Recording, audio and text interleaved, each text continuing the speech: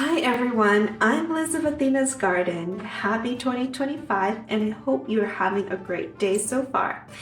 A warm welcome back to my channel this year, and if you are new here on my channel, I discuss esoteric and mystical topics, specifically ones that intersect with spirituality, science, and creativity, with the goal to support you as a creative and conscientious person in our global world, or should I say, multi-dimensional and intergalactic world now?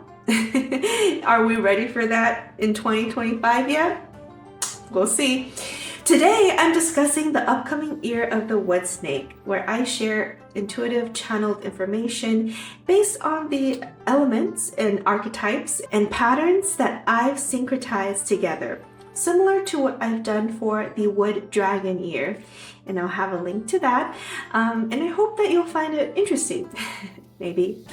I also have a video on reframing divination as an events update, which I hope you'll be curious to check out after this video. So you know, predictions and forecast videos, they do really well on YouTube, but that's not my wheelhouse.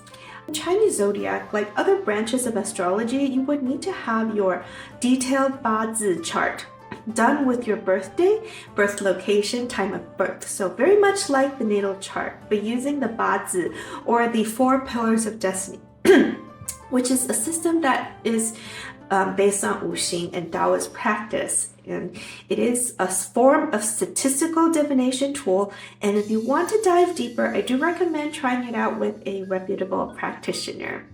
My stance about it is useful if you ascribe to that system of divination tools, whether it's BaZi, astrology, the I Ching, Gene Keys, human design, etc.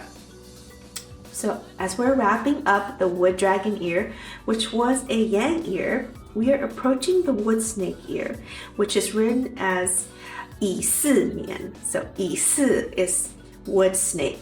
So to start, the traditional Chinese word of si, which is the snake, you can even hear it in the sound too, si.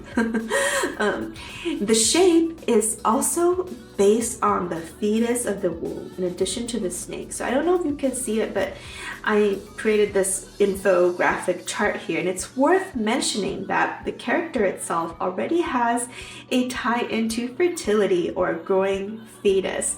So maybe like a project that is brewing or coming to fruition. The snake symbolizes a variety of things across cultures.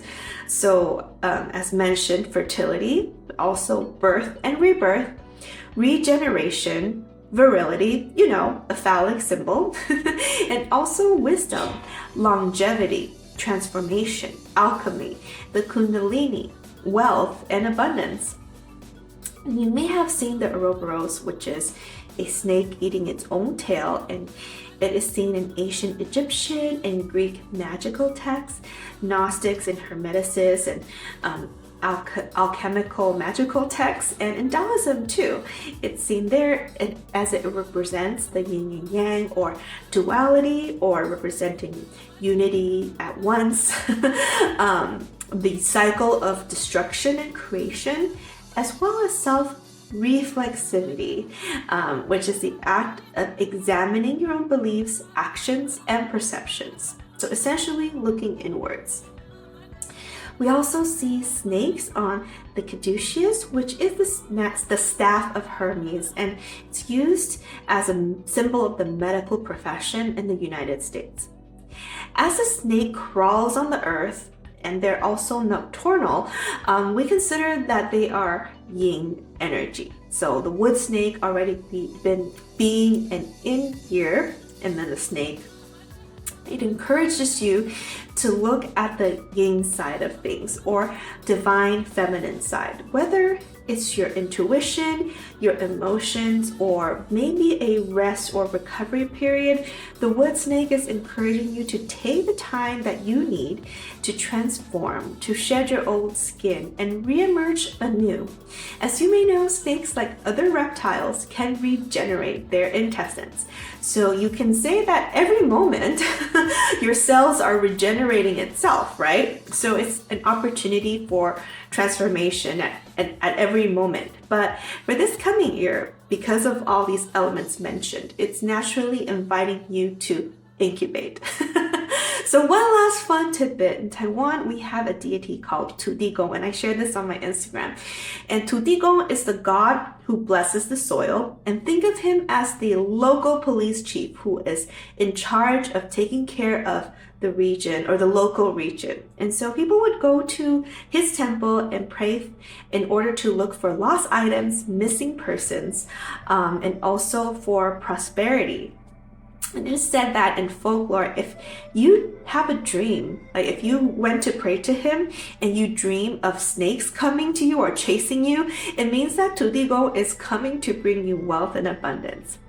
He works alongside his wife, TuDiPuo, and they go to her, they pray to her, for women's issues, fertility, family issues, raising children kind of thing. So the snake is also considered the dragon of the earth, and so symbolically we put the snakes in a venerable place.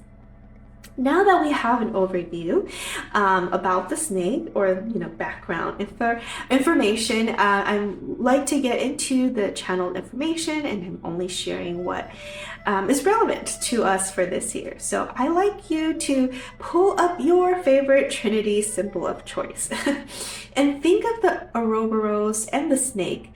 So let's look at it as a triad. So we have birth, death, the rebirth cycle, which for the snake, the death is like a reprieve, the moment it is transforming and shedding its skin. It's the alchemical process of, so-called death, and therefore rebirth. It's a whole 3-part cycle.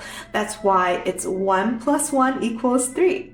I hope that makes sense. The theme that continues from the Wood Dragon Ear is the dismantling of systems and breaking down, and we're freeing ourselves from the old scripts and programming or socialization that no longer aligns with our collective consciousness.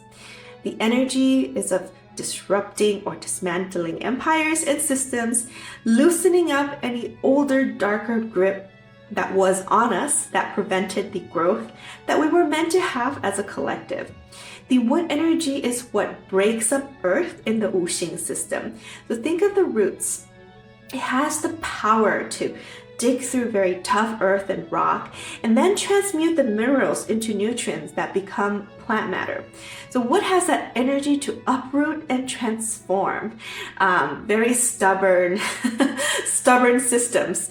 Yet it is also more gentle, or it happens slowly. So think about the gentle persuasion and gradual transformation. So that wood energy is much more gentle compared to, say, fire, right?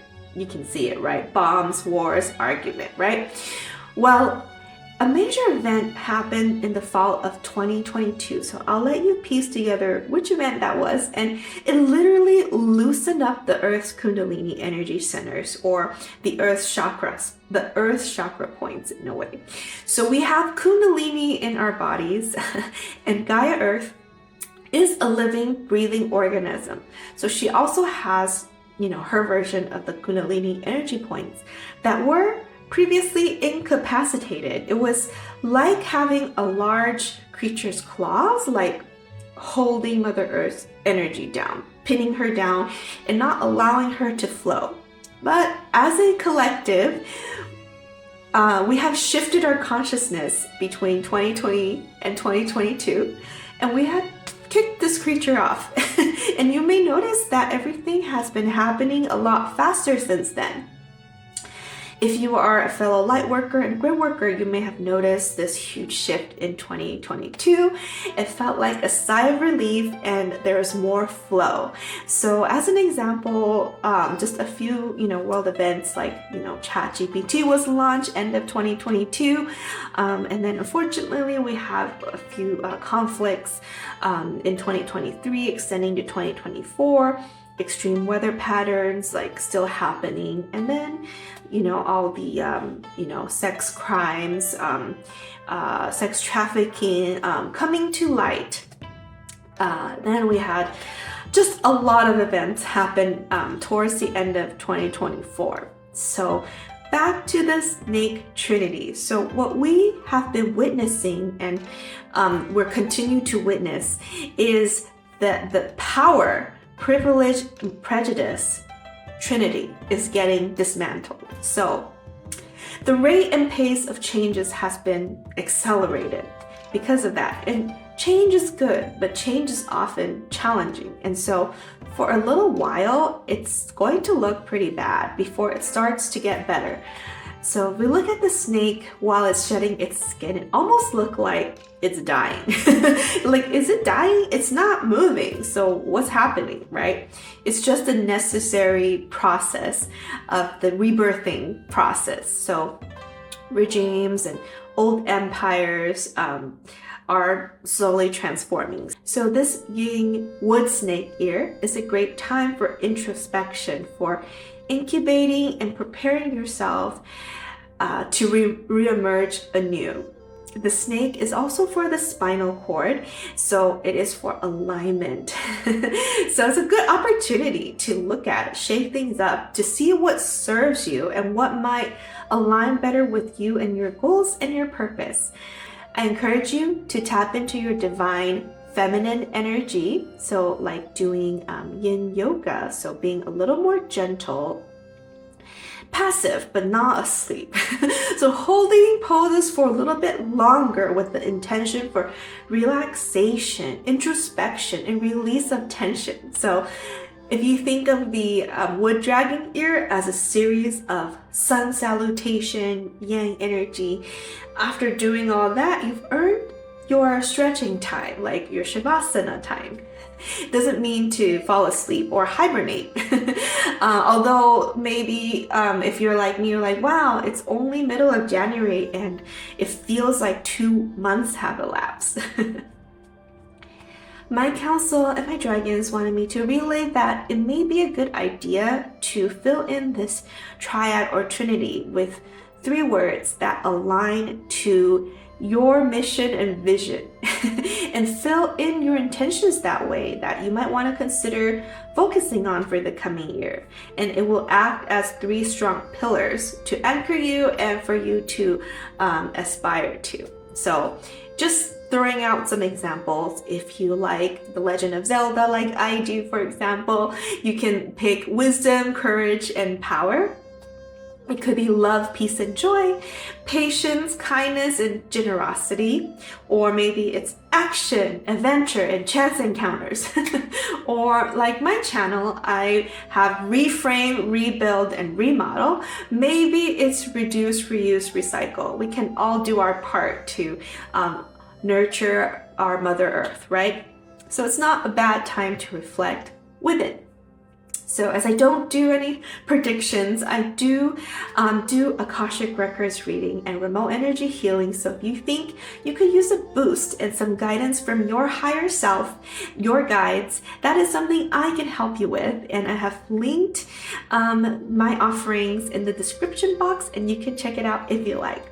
So I hope you found this video interesting, maybe a little thought-provoking, and if anything, I hope it got you to reframe how to look at 2025, and maybe it shifted your perspective on what the upcoming year can bring for you. So thank you so much for watching, and I'll see you in my next video.